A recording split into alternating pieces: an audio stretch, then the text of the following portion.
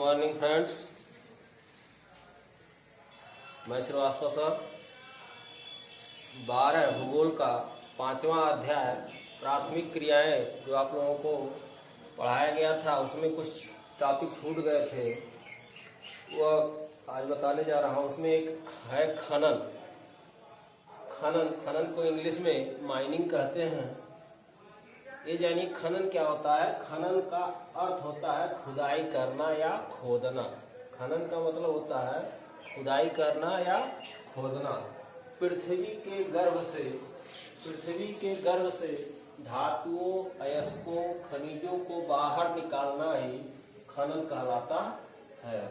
ठीक है, खनन यानी पृथ्वी के से अयस्कों को, खनिज पदार्थों को या अन्य धातुओं को बाहर निकालना ही खनन कहलाता है। ठीक है, खनन को प्रभावित करने वाले कारक कौन कौन से हैं? प्रभावित करने वाले 2 कारक हैं।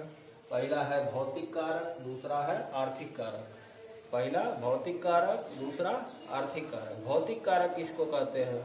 भौतिक कारक इसमें खनिजों के आकार, छोटा बड़ा, मध्यम साइज, श्रेणी, उच्च श्रेणी की है, निम्न श्रेणी की है, मध्यम श्रेणी की है, स्थिति को शामिल किया गया है। ऐसे हो गया कोयला, ऐसे कोयला हो गया। दूसरा है आर्थिक कारक। इसमें खनिजों की मांग, खनिज की कितनी मांग है, खनिजों में क्या तकनीकी उपयोग किया गया है, उसका कहाँ कहाँ उपयोग हो रहा है, कितनी पूंजी उपलब्ध है उसके लिए, यातायात की व्यवस्था है कितनी है, किस प्रकार की है, श्रम पर खर्च को शामिल किया गया है।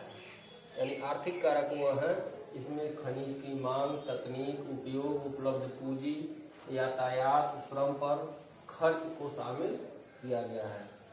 अब खनन की विधियां क्या होती हैं या खनन के प्रकार क्या होते हैं, इसके बारे में जान लीजिए आप लोग।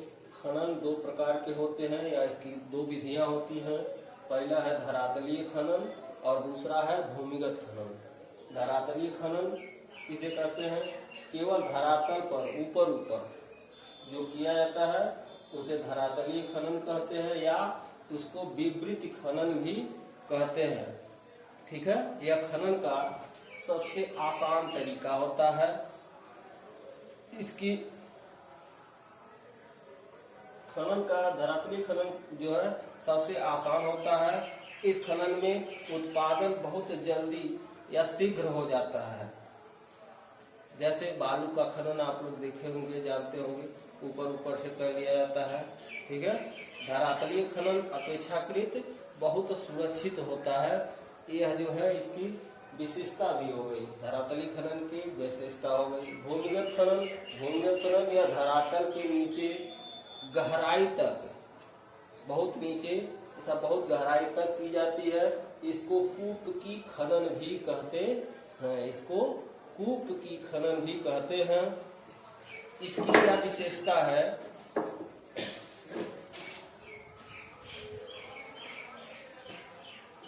यह विधि बहुत महंगी विधि है। कूप की खनन विधि बहुत महंगी विधि है। इसमें श्रमिकों तथा खनिजों को सुरक्षित निकालने के लिए तथा माल ढोने के लिए गाड़ियों की व्यवस्था होनी चाहिए, वायु संचार की व्यवस्था होनी चाहिए। ठीक है, और इसका उत्पादन शीघ्र नहीं हो पाता है। यह खनन का बहुत जोखिम तरीका होता है। इसमें बहुत सारी जहरीली गैसें भी भरी होती हैं। आग, बाढ़ या अन्य घटनाएं होने की संभावना इस विधि में रहती है।